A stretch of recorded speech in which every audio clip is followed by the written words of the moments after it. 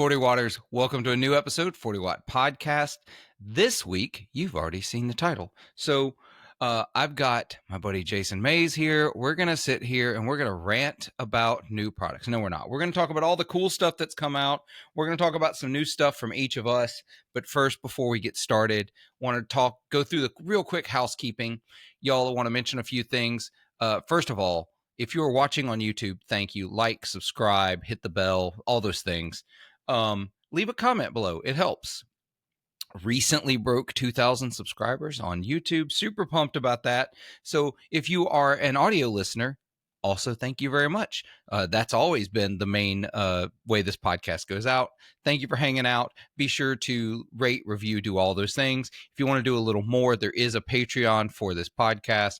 Patreon.com/40watt podcast gets you extra bonus content every time an episode goes out. I have no idea what Jason and I are going to talk about over there. We'll figure it out as we go. And also, this podcast has some sponsors.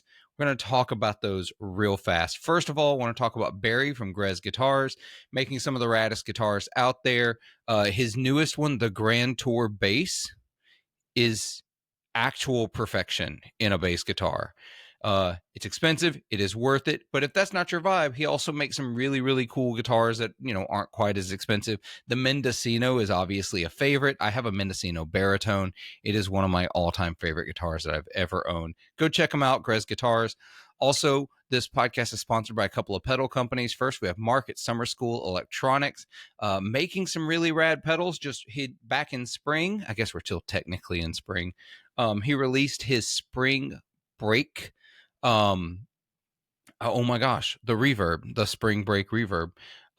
It's really rad. I've got one. I need to do a video on it. I love it. It's got delay on the trails of the reverb, so not just built into the reverb. So you still get your attack, you get everything normal, but then there's extra trails that can be added to the reverb. Makes it really, really kind of spacey. Almost shoegazy. Not what I expected out of Mark. And I've told him that to his face. But also, he's got a new pedal coming out later this month if everything holds. So I'm just going to tease that. Be looking for that. Probably talk about that again in a couple of weeks. And lastly, sponsors of this podcast, Maris Pedals, making pedals that are just smarter than I am. I really, that's all I can say. Enzo X should be the anti-Philip pedal. It should be. There shouldn't be any other pedal on the planet that's less me, and I adore that pedal. So go check them out. Maris.us. Links are all below. We're going to get into this main episode. Thank you, sponsors, for continuing to make this show possible. Jason, you sat for 3 minutes listening to me yammer on. What's been up, It's man? fine. What's been up? Nothing much. Same old on my end. Just busy. Doing the things and Yeah. playing the gear. Um, I think and as we're recording, you just put on an episode on the PRS Vela. yep, yep, You, that dropped today. That was a very, very cool episode. Yeah, like it was. Not to spoil it, but basically, it's a very sentimental episode, and you should go watch it. yeah. You should definitely go watch it. I Uh, will definitely have Jason's YouTube channels linked down below. You can go check those out. You'll have to find that most recent episode, though, because I'm probably not going to go grab that just a singular episode, but it's down below. It's probably unlikely that you're subscribed to my channel and not Jason's, but if you aren't, go follow that channel. Jason, or Play Jason. I almost did it wrong. no, Jason actually, it's Plays. funny because I was going to say because the channel is under my name, like Jason Oh, Mays, but the show is oh, called Play Jason. gotcha. So it's Jason Mays, or is it Jason Mm, T Mays? no, Jason Mays. Jason Mays. All right. Like, Well, that yeah, link is but below. yeah. You don't have to search too hard.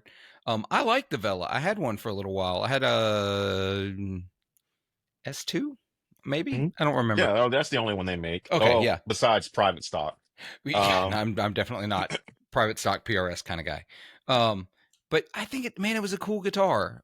Ultimately didn't stick around because PRSs always find a way to leave for me. But there was a fun one to have for a little bit, and I think you called it PRS's offset, and it is Yeah, kinda. it is. Yeah, no, it's their offset. That's totally what they were going for.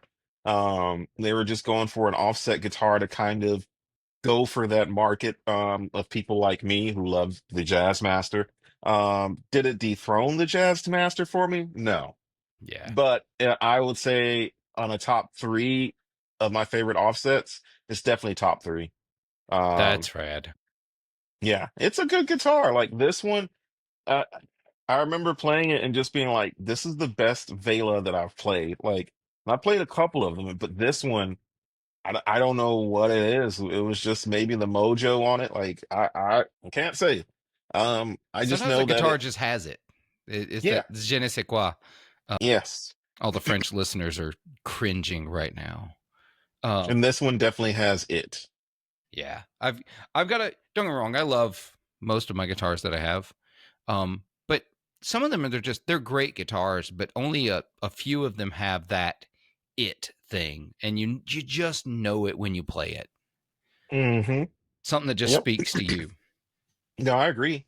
I have a couple guitars like that, and they're all just like, all right, like it's funny because given our profession or hobby, depending Yeah. on if you think we're shills or not, but Oh, we're um, definitely shills. yeah, yeah, I have no uh, shame in that. yeah, yeah, yeah. Um, it's funny because for me, it's just like now, um, I'm very rarely excited about which I guess is gonna go into the conversation we're gonna have. But I'm gonna preface it with this so it doesn't fully lead into it. It takes a lot for me to get excited about like new guitars. Yeah. I'm similar actually. I was just having this conversation with a few other people, and I think it just comes down to when you're around it a lot, when you're around a lot of great guitars, you just start to not get as easily excited about something. That doesn't mean I actually do want to talk about this. Let's talk about the concept of the shill, because we've been Mhm. talking about this in a text chat that we're in with a bunch of other creators, and the idea of people calling people who do demos or podcasts or YouTube, any of that, shills. Y'all, I hate to tell you, but yes, like we talk about this because we want people to get into it because we love the gear, we love the stuff, and but we don't talk about things well just because, or sometimes we're paid to do so. I very rarely get paid for demos, but I do get paid for demos occasionally and to talk about gear. And I'm not afraid to say that. I don't think we should be afraid to say that because people are like, oh, well, they're just getting paid to talk and da da da da. Yes, but here's the deal: we wouldn't do it if we didn't like it. And I think there's a difference between, like, for example, Jason, you're talking about getting really, really excited about something. You can like something and still not be super excited about it because maybe it doesn't appeal to you. Yeah, Maybe, no, that yeah, happens to me quite a lot. Like there's quite a few pieces of gear that I would say that it's very like it's not my thing, and that's okay. And does it make it bad? Objectively, no. Now, if it's something that's objectively bad, like it doesn't function how it's intended, um, that's a whole different story. yeah, or But does it live like, up to the claims they make? yeah, yeah, that's a whole different story. But for me, I'm just like, because I'll get the shill comment amongst other comments thrown at me, and I'm just sitting there like, one, I've in the past I've been rather objective in some of the reviews that I've done. The Gold Foil Jazz Master comes to mind on Working Class Music, where I tore that thing.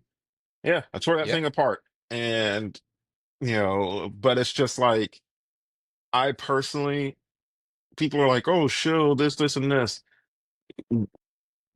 Here's the thing. You can call us that. I don't care. I personally do not care. Yes, I am trying to turn this into a career. Yes. However, the reason why is because I love doing this. So, with that in mind, why would I review something I don't like? Like, it makes no sense because then it just becomes another job. And, and there are things that aren't intended for me that, I'd give a try. I'd openly try.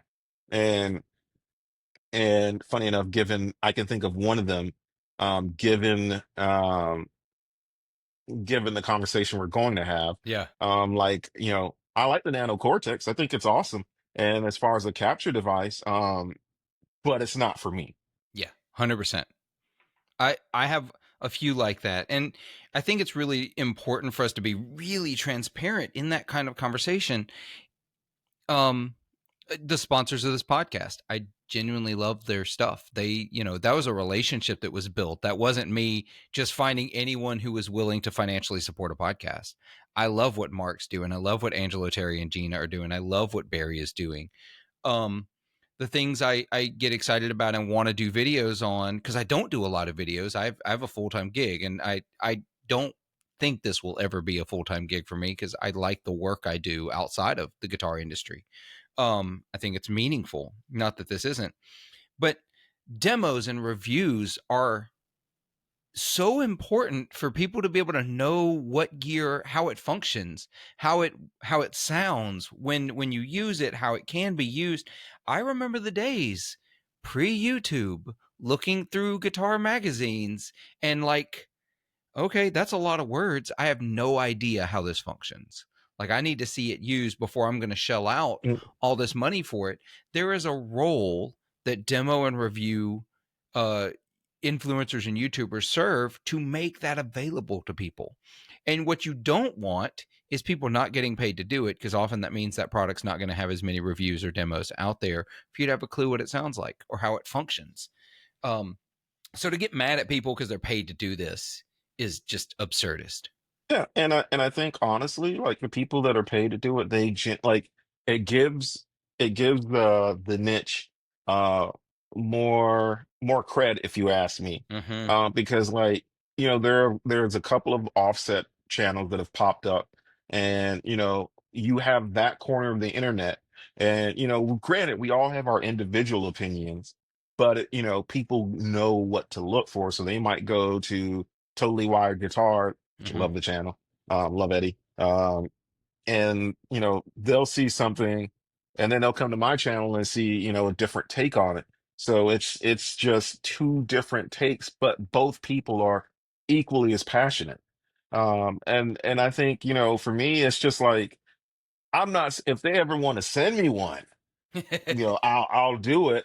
But why would you come to me for a Strandberg? Like, I don't play metal. Like, so, but you have Ola England and all those guys who do. And with that, you can kind of just be like, all right, so YouTube has kind of brought us this area where you can connect with an individual and see what they're saying about something.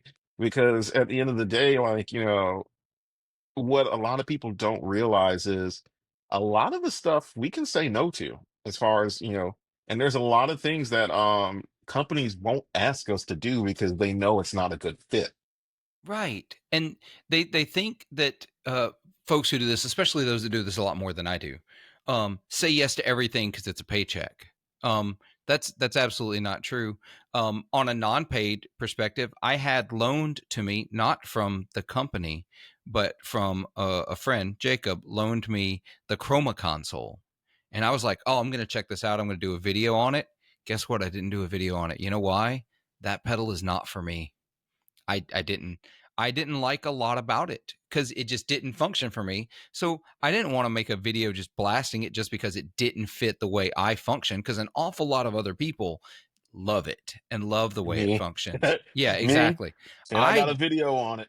yeah, exactly. I didn't like the interface on it. I really struggled with it. Even once I figured it all out, I just ultimately was like, this isn't fun for me. So I'm not going to do it. So I gave See, it back. but on the flip side, I love it. It's my favorite multi-effects pedal. See? And the reason being is just because of the ease of use for me. Like I can, and more so, it's one of the only multi-effects that does the lo-fi thing rather well. Um, It did and that very well. yeah, and that's up my alley. So for 100%. me, it's just like, this is two different perspectives on something. And granted, they did send it to me, but they knew it would be something that I would enjoy. Exactly. It Like fits what you do. And I'm one of those folks who is like, don't get me wrong, I adore, and I talk about this a lot on the podcast, but I adore the Pete Thorns and the RJ Ronquillos of the world. and insert myriad amazing guitarists out there, but I need more normal guitarists doing demos and reviews, because I don't play like Pete Thorne. I'm not the Swiss Army knife that RJ Ronquillo is. I'm a very normal guitar player, and I need more normal guitar players telling me how they use things, not Tim Pierce and his spaceship and how he Yeah, does what he does. I need, you know, Jack, who, making this name up, y'all, that plays, at the VFW every Friday night, who just loves gear, telling me, well, here's how I use this. I think this, fits in my rig and sounds this way. And he's, playing the same 40 country and Western tunes, yeah, every Friday night. but that's the thing though, and I think that's amazing because now we have that, and we're getting more of that. And one for me to uh, self-indulge a little bit, one of the comments that we get on working class music, that I see regularly is like, "Oh, you guys play guitar like me," and for Yes. me, I'm just like, okay, cool. Like you guys, play guitar like, me. And it's just like, or, insert, like Nelson plays guitar like I do. And, we'll see that in sporadically through different videos. And for me, I'm just like, yes, like that's it. We're normal people. And, I think there, because here's the thing. If you are a shredder, you can make anything sound good. Yep. Or rather, you can make anything sound competent. Um, and for me, I look through that because there are certain things and I'm just like, okay, like for instance, the I've seen a few people like with the soft focus by Catlin Brett, I'm like, okay, it's a slow dive pedal. It's slow Yeah. dive in a box, and it's just like then you hear people riffing on it, and I'm like, that's not really what I would do, but it's still legitimate because for someone who might be into that might like that and they might use that for that because the thing is it's just like yes while the internet is sectioned off like high school as far as guitar YouTube, um I do think everyone does have a valid opinion and I do think everyone has something to say, and typically like it's funny like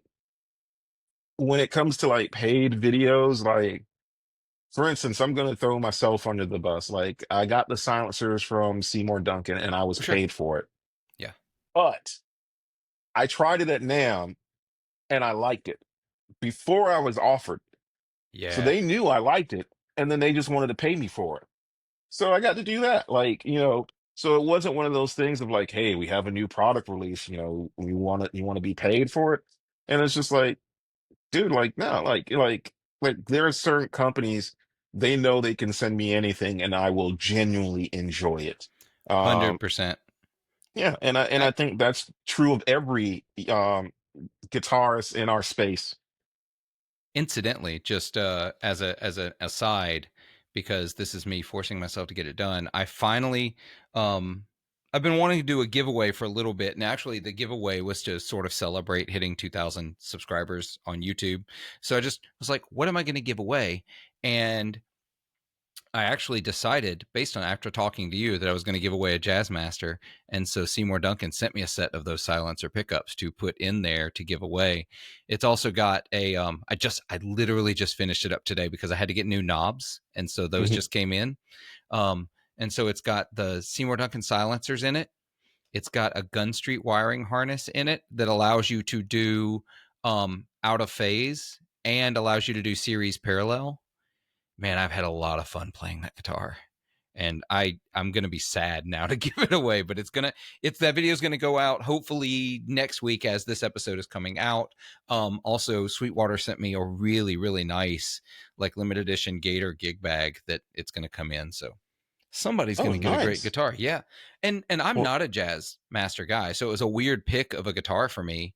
But we're there.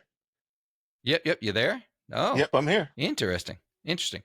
Yeah. Yeah, so it's kind of a weird choice of a guitar for me, but I just thought it would be really fun to mod it was really all that mattered to. I was like, I've never switched the wiring harness out in a Jazzmaster. I don't know what options there are. So See, I'm doing something similar for a giveaway, and I thought about it. And it's funny, the video today, I was like, yeah, I'll probably give something away. And then I thought about it, I was like, how about this? How about a surprise giveaway? Like, I mean, it's going to be an offset given what I'm doing, and it's probably going to be a Jazzmaster, but I'm probably going to do some tweaks to it. And I'm not going to say what model yet because I really don't know. I yeah. know the pickups and I know the wiring that's going to be in there, Oh, but I nice. don't know anything else. Man, I love a giveaway. I really do. And like for example, the guitar, it's a classic vibe Jazzmaster. I bought it myself because I wanted to give it away.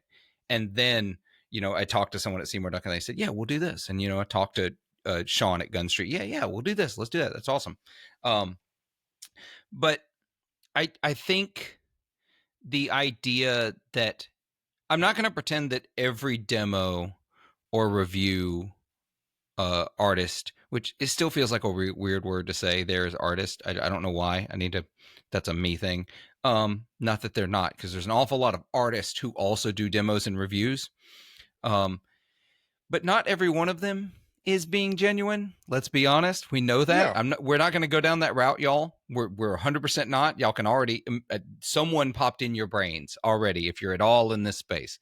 But Look, I'm not for KDH, so I ain't finna call you out. yeah, exactly. For the most part, though, the folks doing this just love the gear. They want to talk about it. Um, I really, this podcast has been great for all of my local friends who just didn't want to talk about guitars with me anymore. They were tired of hearing about it. It gave me a whole new group of people to talk about the one hobby I have, right? So, having said that, there's been an awful lot of news in the gear world in the last 2 or so weeks. And I don't want to jump immediately to the most recent one that was probably in the thumbnail of this video. Let's be honest. But let's jump first to Kemper finally releasing a Mark II Kemper. Conveniently. Yeah, very convenient, wasn't Conven- it? The Very, timing, the the timing timing. is impeccable. I This is so funny. And so like I went back. First of all, Jason, have you ever played a Kemper? You ever played I one? have. Okay. I had to set one up blindly. Gosh. What's your take on the Kemper? I've never played one. So, Um, Honestly, after playing with it, I can see why like metalcore artists use them, like okay. why it's popular within that genre. Because it is very good at emulating high gain amps. Like that's the like medium overdrive left a little bit to be desired on my and for my taste. Yeah. But I think it's pretty cool. Again, for me, I needed a damn manual, and that says a lot. Like, I'm pretty crafty with these things, but I needed a manual, and like, I can see their purpose. Yeah. And I say this, but I don't think it's for me. But I played them, and I see where they would be useful, especially in a studio environment. Um, Especially if you go to another studio and just like, hey, let me sample all these amps. Don't come to my house and sample my amps. I'll charge you. Um, You know what? If somebody wants to come and sample my amps, come on. It's fine. I'll mm, buy you a beer. It'll be great. yeah, Um I'll charge so you. so so that's 14-year-old tech at this point. I think I'm remembering correctly. Came out in 2011. I remember when it came out because like I was not really in the gear world at that point, not really paying attention, but I remember it kind of shook people. Like the idea that you could capture an amp or whatever the term is they use, profile an amp, that's the term. And keep that sound, and I of course turned my nose up at it. Like the good traditionalist analog tube purist that I am. Um that's fine. I've softened obviously to it. I've played Helix. I have an Axe FX now. Um, I don't mind digital modeling. I don't mind capture tech. I think the quad cortex sounds pretty good. But I feel like for the first, they were the first product in that space that did that kind of thing. I remember seeing an interview with, it was an interview or like a demo with the founder, Kemper. His last name is Kemper. I can't think of his first name right now. Where they said, "Well, what do you think it'll be done in the future for like a second version?" Or what he said, there will never be a second version because it's perfect as it is. And I feel like the Mark II carried that mentality. They kept the same tired screen and interface. They made it black instead of green. They So added you can tell DS. the new one. Exactly. So you can tell it's the new one. They increased the DSP, which is par for the course. 14 years ago, of course, you're going to increase the DSP now. And I'm sure there's some other things, but it felt like barely a Mark II. You know what I mean? I don't Well, know. I think, which is funny because conveniently, a company decides to upgrade their decade plus product uh, and announce it the same week. Who would have thought it? But Now, but we should talk about the fact that they plan these kinds of things well in advance. So yeah, yeah, no. So it's just it's hilarious. But the thing is, it's just like I get it. It's like doing the bare minimum. Honestly, you know, it's a good analogy. The Kemper seems like this is like the Switch 2, the Nintendo Switch 2. The Kemper 2 is the Nintendo Switch 2 of the digital modeling world right now. It's like barely enough, and you're just yeah, like, okay, cool. You know, you did the bare minimum for 2025, yeah, but people are still going to buy it because we know it, we love it. But unlike the Switch 2, Kemper can't brick your product, so that's true that we know of. that we Um, know of. that we Don't know give of. them ideas. I know, right? So when that came out, I was really underwhelmed by the release, and it didn't seem that exciting. It seemed just like it fell flat. And maybe there are some hardcore Kemper fans who listen to this podcast. Why are you listening to this podcast, Kemper fan? Um, I think this may be the first time I've mentioned Kemper on this podcast. But no, please stick around. I promise I won't go too hard because I actually think the Kemper is a cool product because of the world it gave us in technology and amp. I just feel like there was a lot more they could have done after 14 years, to give us a little bit more of an update. And that fact feels like it was highlighted by the release yesterday, as we're talking, of the Helix Coliseum Stadium. I keep Sa- wanting to say Coliseum, the Helix Coliseum's cool. Stadium. Yeah, Well, Coliseum's next. that'll be Mark III. Yeah, Yeah. Coliseum's next. Um, Um. Well, actually, before I lose this analogy, I think the Kemper, for me, and making another tech analogy, mhm. it came across. If you remember when Apple used to do the S years, Yeah, with the iPhones, it came across as an S upgrade more than like jumping from like the iPhone 8 to the iPhone 10, yeah. or as some may remember it as the iPhone X, but it's 10. But I think for me that's what it felt like. It was just like, all right, if you don't already have it, you can buy it with some new bells and whistles. And the thing that I have to tell myself is they were going to do this regardless, because as technology advances, and especially as modeling technology advances and files get larger and require more DSP, you're gonna have to change that. You're gonna have to upgrade. Like every a lot of the things, a lot of the, you don't want to be outdated. And with the guitar world, we're fortunate where it's not like any other technological space where you have to update every year. Um, Looking at you, so iPhone. yeah, yeah. But yeah, I think because honestly, I think it was just like an us update, and that's how I view it. An us update or a switch to, however you want to look at it. Yeah. So I don't think, unlike the other one, I don't think it was room to like get super excited about, because it's like, all right, if I already have a Kemper, what's going to make me switch? No pun intended, with these analogies. But if I don't have one, there's a newer model that's more modern. Like, that's kind of how I looked at it. Because let me say that I don't think they're bad products. Um, but I 100%. but I do think, this newer version of the Kemper is more so to appease modern people who don't have one and who's thinking about buying one. And then they started seeing what's going on in other companies like Neural, like the one we're going to discuss, Yeah. and they're just like, all right, we got to do something. Yeah, I think they did something. I think the thing they didn't do though that would have been the biggest step forward is completely revamp their interface. Change that, because we've already seen, for example, and we're going to get into this with the Line 6 stadium. We've already seen that, as much as I don't like touchscreens, and I've talked about this a lot, Headrush, Quad Cortex, Tone Master Pro, touchscreen is where folks are going. They want to be able to interact on a screen without knobs. But as I like with the Helix Stadium, as we go into that topic, I like that they kept the knobs. You don't have to use the touchscreen. If you prefer to stick with the old style interface like I do, it's there.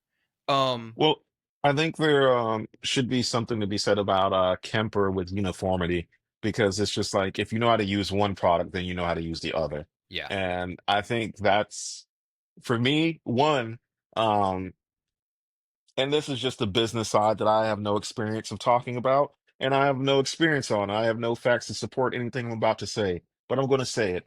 I think one, they didn't have to dump a lot of money into R&D, so they're making, effectively, it comes across as a bigger profit margin. it's true. So, from a business standpoint, it's like, look, we know what our crowd likes, and we don't have to dump a lot of money into this to get a bigger return. I Yeah, get it. Like, I mean, but at the same time, I mean, you do have Line 6 who noticed what Neural was doing, yeah. and they're just like, hey, we should take note of this, especially since our user base is adamantly asking about these things. I think it's also worth noting with the Helix that they are obviously listening. They're obviously listening to people, because I feel like if it had just been Neural, if it had just been the Quad Cortex, I'm not sure that they would have gone to the 8-inch touchscreen, right? Mhm. But instead, they saw, oh, Tone Master Pro came out. What's the only good thing everyone said about the Tone Master Pro? Oh, the interface, the screen, like being able to do that. It's not the only thing, y'all. I know I'm being salty. It's fine. I can See, I be was a gonna little say salty. because I was gonna say because I actually, as far as the modeler, I actually like the Toastmaster Pro quite a bit. But then again, I'm a Fender shill, so Yeah, yeah, you are a Fender show. It's fine. It's fine. Um, I think my issues with the Tone Master Pro was always that Fender saw what was already in the market and knew what the goalposts were coming in, and they came in short. Through some updates, they got closer and got there, but I feel like at this point, it's a it's a 3-horse race now, and well, and one of them is the dark horse. let me add to that. I think again, another video game analogy. I'm full of them. I think we're starting to see the two areas overlap where they release half-baked products and fix them through upgrades and updates. And that's the thing. I think with the because the thing is with the Nano Cortex, everything, like, people complained about the effects thing, Yeah, and they fixed it. yeah. But with Kemper, there was the paid DLC, as I call it, for the profile player, and it's just like everything. Like, so it's like, hey, it comes across as these companies being like, which I will commend Line 6 for, because they didn't just release it. They said it's coming in the fall. So Right. that buys them time to like fine tune it. But like a lot of these other companies, it just comes across as like, hey, let's get this to market and then we'll fix it later. Yeah, and Um, Line 6 has already said some of the features that probably are not going to be on release. Like, for example, the cloud-based profiling, whatever you want to call cloning, they call it cloning, is probably not going to be available on release. because they're still working out that infrastructure, because that is a brand new ecosystem for them. They've revamped essentially the operating system. They've made a brand new operating system for this thing. Agora, Well, they're calling it. to another tech analogy, it's like a year or two ago when Apple promised AI for iOS 18. Mm-hmm. We still Yeah. haven't gotten we still haven't gotten more than like 10% of what they promised. I mean, we should be used to this. We know what GTA is. Yeah, yeah, we know GTA. Like, yeah, it's yeah. So I mean, they're that's and again, I think with line six, and I don't want to say this to sway anyone away from it, Mm-hmm. because if you at this point, I think if anyone's going to buy it, they're going to buy it, and I think it's going to sell like 100%. hotcakes. I think it is But too. And we'll talk do about a few not, reasons why here in a second. but I emphasize, do not buy any tech stuff, even in the guitar space, because of the promise of what it will do eventually. Buy it for what it does now. Yes. Um, so let's talk about that. Let's talk about some of the things, the good and the bad. I did watch all of the live stream, but obviously once the product was unveiled halfway through it, they kind of went fast. Hmm. I've tried to watch a couple of follow-up videos. Uh, Worship Tutorials, I think, did one that I watched. I fully expected them to do one pretty quickly.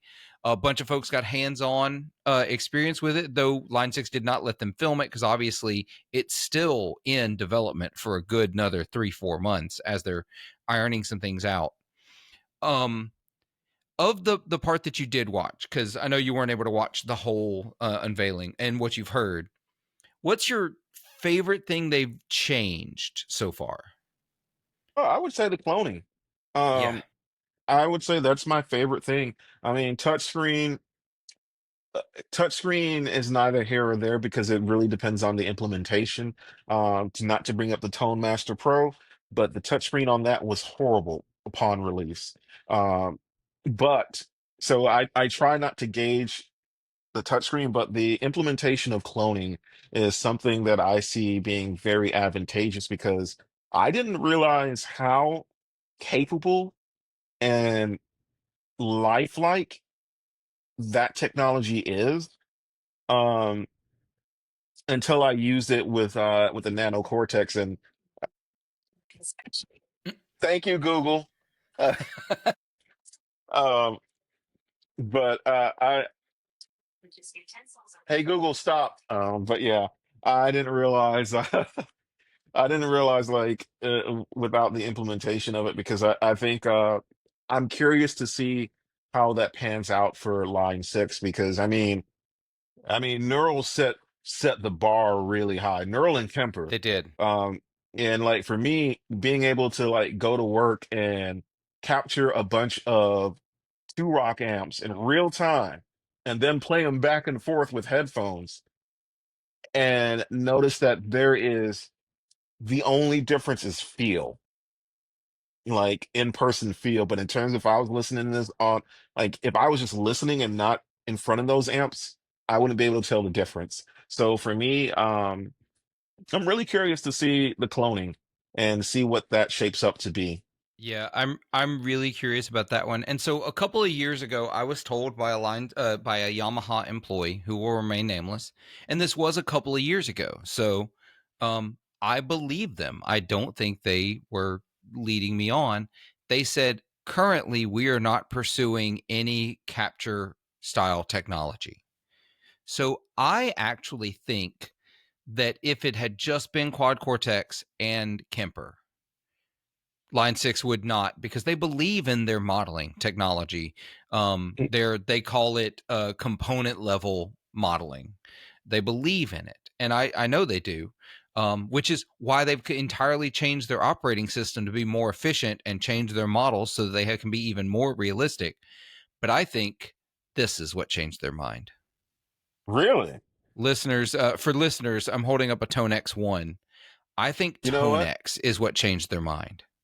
I see your Tonex. Mm-hmm. And oh God, why did I turn that on? I didn't mean to.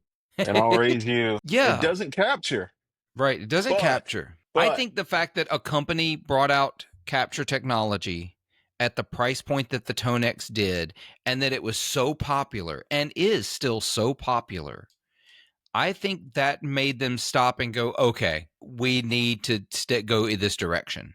And they changed course. I think that's why it's taken 10 years rather than 7 or 8 years to get this new flagship model out. They listened.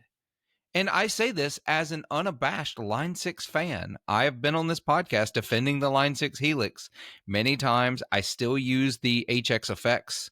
Um, but I so so to be the person that isn't the line six shill in this, um, I will say, like, just from an outside perspective, they listen very carefully. yeah. Because I remember when the HX stop came out and the issues that people had or wanted was remedied with the HX Stomp XL.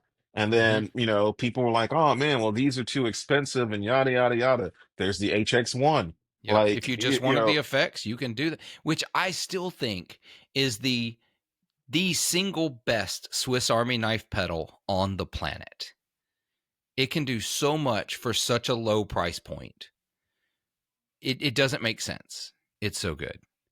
So I think they're listening. I think they're paying attention. I oh, here's they the are. here's my favorite thing they did. And there's a lot of good, and this is a silly favorite thing they did, but I like that the smaller version doesn't have the foot pedal, and they sort of mimicked the quad cortex footprint. Fair enough. I think that was smart. I think without a doubt that version is going to be the biggest seller. Well, of course. I Of I course. I think without a doubt. Whereas like there was the LT to the Helix floor, and Hmm. ultimately people bought the LT because they either couldn't afford or weren't willing to shell out the money for the floor. I think the people who choose the whatever they call the smaller stadium, I don't remember these names yet, literally saw it yesterday, whatever the smaller one without the foot pedal is called, I No, no, think it's the stadium. The it's a other stadium. one was called the Stadium XL. That's it, you're right. So the stadium, I think you will see people actively choosing the stadium over the Stadium XL. um No, I because agree. it fits their ecosystem better. And I think as more and more gets implemented, the whole platform for being able to play back tracks, 8 tracks of audio in, or can be built in. I think function bands and worship bands are going to absolutely sell these out from day one. I Oh think yeah, it's we going to already be know the worship crowd is gonna. yeah. Oh yeah. 100%. It's got drum trigger inputs. Like, I'm sorry, what?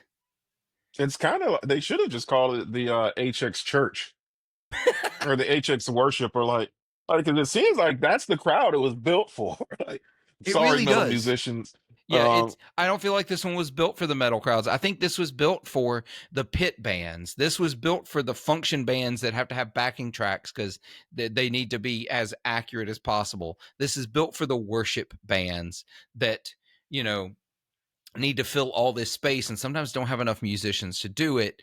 Also, I think this is going to be an incredible platform for the solo musician. no, I agree. I'm gonna say a little joke, but I think I am. I'm still gonna say it. But you know what makes me realize this was built for the church crowd? What's The that? price tag. They were like, these churches got money. Let's let so they're like these churches are gonna buy this. We know this. Yeah, the price tag is a little up there. 17.99 for the stadium and I don't think 21.99 for the XL.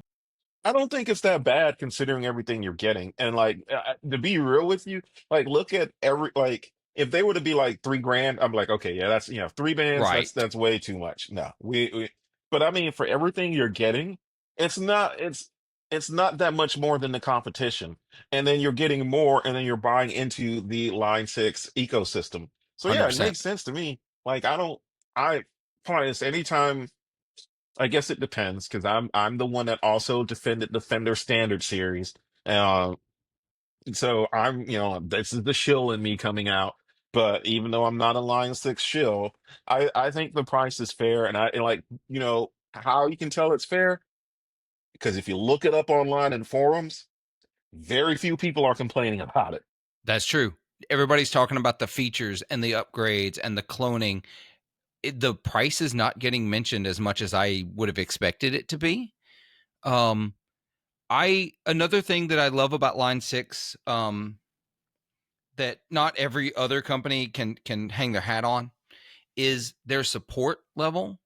I keep telling the people this all the time. They actively said Helix floor is not going anywhere. We're not discontinuing it. It's still going to be there. They dropped the price as of yesterday. A brand new Helix floor is $12.99. So it's still available. They've said they've still got plans for upgrading it for, and some people don't think that's just saying things, but I if you don't believe them, the Line 6 M5 is still available to this day. They still make it. They love supporting legacy products. Well, let me add to that as well. A different company, a different company that I'll bring up that I guess I show for too, but I'll stop with the shows. But Strymon, like everybody thought Yeah. they were going to get rid of the Big Sky, and it's still When the there, and MX came out, yeah. yeah, and you still have the Big Sky there. I It's mean, I still an think, option. but I think that says that's a testament to the quality of these products, because I mean, for better or worse, whether people want to admit it or not, is in this space, in this category, Line 6 with the Helix is top dog. They are the leaders in that space. Like more so than Kemper, more so than Neural, more so than Fender, everybody else. And way more So than for Axe FX. yeah, All of way them. more than XFX. Yeah. They're one the most accessible of all of the products. I think that has a lot to do with the fact, I'm just gonna say it, that you can walk into any guitar center in America and buy a Line 6 Helix. But as someone who frequents Guitar Center quite often, Yeah, um, I would say, because the thing is, you're starting to see more of these products in store. yeah, Like you're starting to, like, with the headrush stuff, you're seeing it in store. But I think with a cool thing over the years is that you can get a HX product at so many varying price points, like, and they'll all fill a need for you, so you yeah. don't have to necessarily feel handicapped with one. Like, oh, it's like, oh, I get the HX Stomp. Oh, well, I wish it had this feature or this and this. And it's like, well, you can get the HX Stomp XL. Like, it fills that need. And I personally believe that's what's been their success, is getting the HX name, but not necessarily the Helix, Yeah. but getting Helix features under the HX names, under the HX name at various price points. Yeah, I think that's a Um, huge deal. I think the only misstep I've seen, and obviously maybe I'm the only one, so who's to call it a misstep? But I really thought that when they released the HX1, which I will happily stand for every day because I think it's a great pedal at a great price point. I felt like the one thing they're missing is a standalone amp and speaker unit at that same size and price point. I felt like if they'd come out with that, that would have been the real competition to things like the Strymon Iridium or the who's to Walrus, or anything like that. ACS? Yeah, but Yeah, who's to say they won't? exactly. Who's to Who's to say they say they won't? won't?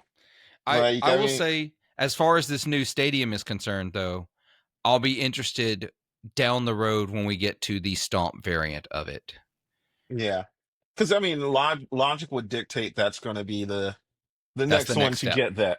Yep. Yeah, and I mean, I think it would behoove them to get some of those features at a lower price point, because they would sell more. Yeah. But They would sell, especially new platform cloning technology, because by then they'll have the cloning implemented. Um, if they get all of that in place, the whatever they will call that version, Stadium Stomp, I don't know. Um, that might break the gear world, because that yeah, will just like the HX Stomp was and kind of still is everywhere. that will be the new standard for everywhere for people who build pedal boards and just want the ultimate flexibility in a pedal board. Yeah. No, and that's the thing. I say this as a pedal board enthusiast. I will live and die by like I will not get a modeler. You will not see me live with the modeler. You Yeah. can quote me on that. You can clip this I and quote me on that. But I they're going to sell like crazy. They're Like gonna because sell like there are crazy. there are a bunch of people that want the simplicity of it. And you're you you're not going to be somebody I mean most people aren't as nerdy as the YouTubers to tie everything together. Like, and even then, like we're a nerdy bunch, so most people aren't going to be like, well, until the Helix can do like the Chase Bliss thing, I'm not going to, most people don't care. Yeah. Like, most people don't want the glitchy lo-fi stuff and everything like that. And for It's what it's like, worth, hey, they added some of that. They absolutely did. When the mood came out, they added something that was like the mood. It's in there. That's the other thing about Line 6 when I talk about their listening. Nobody else has anything like that in their ecosystem. Helix does. They saw, hey, there's this thing that everyone loves. We need to be able to replicate that, and they added it. I'll tell you though, and we can get around to closing with this because we're getting close to time because we want to have some time to go over to Patreon and continue this conversation. We might talk about pedal boards because I have a new pedal board and I want to talk about that a little bit. mhm. And it'll be a temporary a small talk about it because I think I'm going to get the guy who builds these on the podcast a little later. But there's this new feature called Hype on the Line Yeah, Six.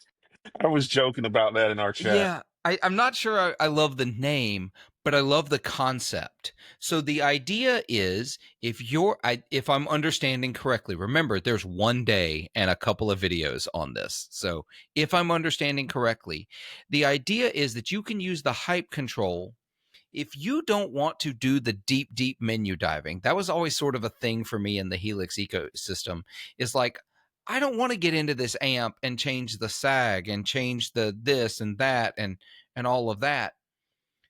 You use the hype control to turn it up and it shifts the sound of the thing you're dialing in to an idealized version of that product. Someone's idealized version of whatever amplifier playing. So if you don't want to go in and tweak it to your exact settings, you can turn that hype up and it's going to be like, well, here's what everybody says like the best version of a deluxe reverb sounds like. And you can See, get that's closer to that. see, that was the one setting that was the one thing that I was apprehensive yet curious about because Mm-hmm. the thing is,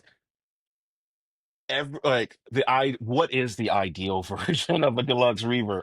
Yeah. Like, and so I'm curious to see how that pans out. Thus my joking of the hype. Because I'm kind of curious to see the hype behind the hype. And if there will be any hype behind the hype. Because I mean, if in theory, if this nails it, like if that feature nails it, like that's gonna be a game changer. And I hate using that term. I really hate using that term, but it will be because if it's a version that everybody can agree on, that's like okay, that's like if it's like all right, if it's a deluxe reverb, everything's at noon. Yeah, if it is able to make it easier for the average player who doesn't like menu diving to get great sounds, that will change everything. Because I hated starting from scratch on amp sounds in the Helix ecosystem. I hated it. That's so what I would do is I'd not buy, I'd find people who just give them to me, but patches that I liked where I loved the amp sounds, specifically the amp sounds. And then I would strip everything but the amp and speaker cab and then rebuild all the effects around what somebody else had dialed in already. And I found that really effective. See, and that's the thing. Like for me, I feel like an old head because I'm just like, again, my pedal board into the Strymon Iridium into my interface, and that's a recording situation for me because I'm like, all right, I already know what the Fender sound on that sounds like, or something like the UA Dream, or something like that. Yeah. So for me, it's just like I know those sounds, I know how close they get to it, And I would, hmm, I would dare see, something I would like to see is how the stadium changes the market going forward. Because are we going to see like the UA equivalent of this? Are they already like, you know, thinking 10 steps ahead? Probably. Yeah, probably. I have gotten back into UA, and I'm going to do a video about how I was wrong about UA amp pedals here real soon. I've gotten a hold of a couple of them, the Dream 65 and the Enigmatic. Um, but I think you're right. I'm really hesitant to call this a step change because I don't know that it is. Now, when it after it releases and we have 3, 6, 9, 12 months under our belt of it and we see the effect it has, then I'd be more willing to say it. But I think with some of the features, especially with some of the DAW integrations, with some of the live automation that you can add in, especially with the backing tracks, which right now are pretty simplistic, but it means it's there and they can add to it later and do more things with it. I think we're seeing not just a guitar situation all in one. I think we're seeing a live performance all in one unit. And I Yeah, think and that's the that's next direction. no, and I think that is the direction they're going in. And again, all of this is going to boil down to the implementation of those features. Yep. Because if they nail it, then yeah, like we will have probably another 10, 20 years of the stadium. And for me, again, it's totally like again, it's like a video game. Like, yeah, everybody remember the Xbox One and PlayStation 4 fiasco where Microsoft was just like, yep, we're going to put these non-consumer friendly, these features in, and then Sony was like, all right, we're going to do these features. And everybody's like, oh, yeah, I'm going to go with the Sony. Yep. Like that's this situation. But another technology is like it depends on how those features are implemented.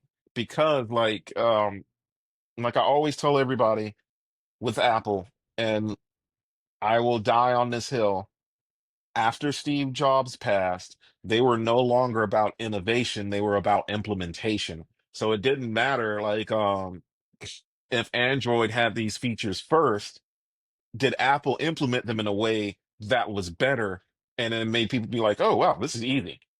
Because if you get to that point, the "Oh wow, this is easy," then that's all that matters. That's So, and 100%. and as long as it functions, then yeah, you're good. Yeah.